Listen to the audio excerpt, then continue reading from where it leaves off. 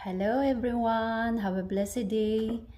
Hi mga mommies, mga momshies, mga ate, mga bes, mga palangga. Good morning, good morning.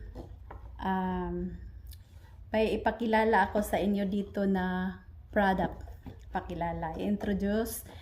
Yung sa mga mahilig magkulot-kulot ng buhok. Charang! Ito, maganda to para sa inyo mga bes. Ayan, maganda to. Yung mga mahilig magkulot-kulot, ito yung sponge hair rollers. Maganda to siya, na-try na namin. Tas ano siya, hindi masakit sa ulo pag nilalagay nyo kahit sa gabi kayo nagkulot, tas kinabukasan nyo natanggalin kasi para siyang foam. Kaya nga sponge hair rollers ang nakapangalan. Kasi ano siya, talagang rubberized siya. Tapos isa pa, kakaganda nitong product na to, kasi may ano siya sa gitna, parang may tip siya na magho-hold sa hair para hindi matanggal, lalo na pag yung hair natin shiny. Yan, maganda to gagamitin kasi para siyang yung kinakain yung hair dito sa gitna, tas niro-roll mo, hindi talaga siya matanggal. Kaya maganda to siya gamitin. Tapos maganda talaga ang result nito, ginamit na namin to eh. May dalawang box kami. Kaya tips ko sa inyo, magbili kayo ng dalawang box kasi ang isang box nito, lang, 6 pieces. So, kailangan nyo dalawa para 12.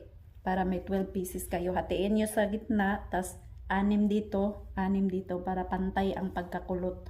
Ayan, tapos mga bis, yung tips ko sa inyo pag nagkulot kayo, yung kung galing kayo ng paligo o shower, i-dry nyo yung buhok nyo hanggang mga lang, hindi totally dry, yung mga magtira kayo ng mga 20% na medyo basa-basa pa ng konti, hindi yung totally dry, kasi mas maganda siya kinukulot mo yung parang medyo basa siya ng konti kasi plain, tas mabilis mong ma-roll yung buhok, tapos maganda ang result ng kulot niya.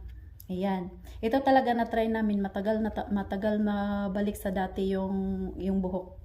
Kasi tinatry namin to sa gabi before natulog, mga 7 o'clock or 6 ganyan. Tapos tinanggal namin mga 6 o'clock din. Hanggang hapon may kulot pa siya. Maganda talaga to siya kasi kahit nag-travel tayo or matulog tayo o dito sa bahay may ginagawa o pahiga-higa ka, comfortably ka kasi parang lang siya ba, parang nag-unan ka pag naghiga kasi siya rubberized. Yan. Kaya sa mga mahilig magkulot dyan, kaya ito na yung maganda kasi mabilis siya gamitin tapos comfortably. Tapos ang isa pang ikakaganda nito mga bes, kasi may pa ito, may lock. Ayan, nakadikit na yung lock niya. So, pag gagamitin natin, open lang natin. Very easy. Tapos, roll natin yung buhok. Tapos, ilalak. Yan, napakadali talaga. Tapos, super, siya, super ganda yung result.